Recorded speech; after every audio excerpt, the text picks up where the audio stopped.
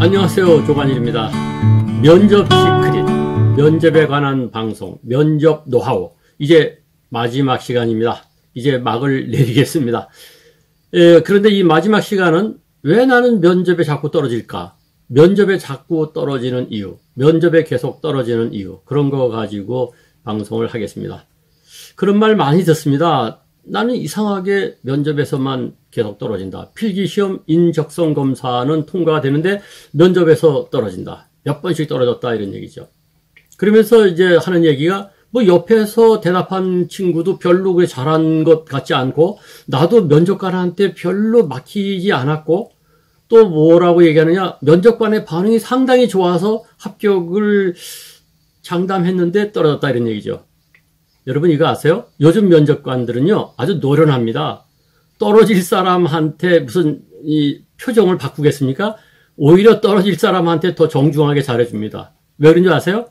요새 세상이 험악해가지고요, 면접관이 면접을 할 때에 응시생한테 조금 뻣뻣한 표정을 짓거나 말투를 하거나 고압적이면은 떨어진 사람이 SNS에 올려서 망신을 주는 경우가 있습니다. 시비를 거는 경우가 있습니다. 가필에 따릅니다. 그렇기 때문에요, 요즘은 면접관들이 오히려 응시생들한테 대단히 조심조심 접근합니다.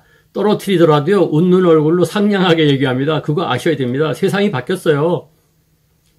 그러면 왜 떨어질 것인가? 또는 어떤 사람은 이런 얘기해요. 틀림없이 요번엔 백이 작용한 것 같다. 그렇게 남을 비난하거나 남과 비교하거나 백 타령을 하는 분은 취업하기 어렵습니다.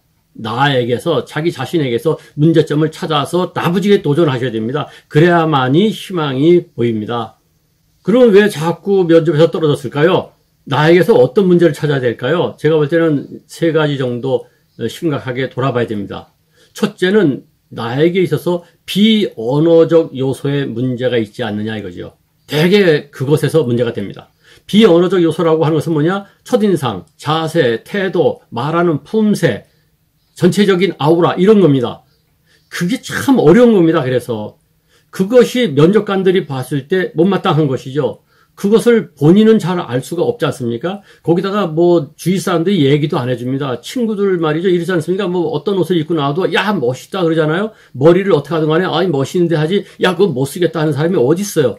그러다 보니까 그대로 가서 면접관 앞에서 그 태도, 그 자세, 그러면 계속해서 떨어지는 것이죠. 그러면 어떻게 되느냐? 그럼 나는 도대체 내 태도, 인상, 뭐 이런 것이 어떠냐? 이거 어떻게 하냐면요. 이거 어떻게 해야 되냐면요. 사실은 컨설팅을 받아봐야 돼요. 그런데 컨설팅 받기가 쉽지 않지 않습니까? 돈도 그렇고 또 마땅한 사람도 없습니다. 그 쉬운 방법이 뭐냐? 동아리들 또는 대학 동창들, 친구들끼리 모여가지고 나부지게 냉정하게 얘기해주기, 이렇게 아주 규칙을 정한 다음에 서로 인상을 얘기해주고 말하는 품새를 얘기해주고 해야 됩니다. 절대 칭찬하지 말기 해가지고 말이죠. 그래서 환골탈태의 수준으로 자신을 바꿔야 됩니다. 이대로 가면 이대로 갑니다. 무슨 얘기입니까? 이대로 가면 계속 떨어질 수밖에 없다는 거죠. 자기를 완전히 바꾸는 대도전을 하셔야 됩니다.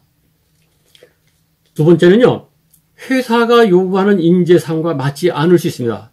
쉽게 얘기하면 그 회사하고 궁합이 맞지 않습니다. 그 회사하고 궁합이 안 맞으면 계속 떨어져요.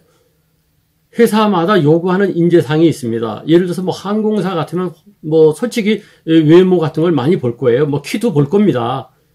또는 광고회사 같으면 톡톡 튀는 것을 볼 것이고, 그러나 은행이라던가 공무원 공기업 같으면은 약간 보수적인 성향이 강하기 때문에 톡톡 튀는 사람을 싫어할 수 있습니다.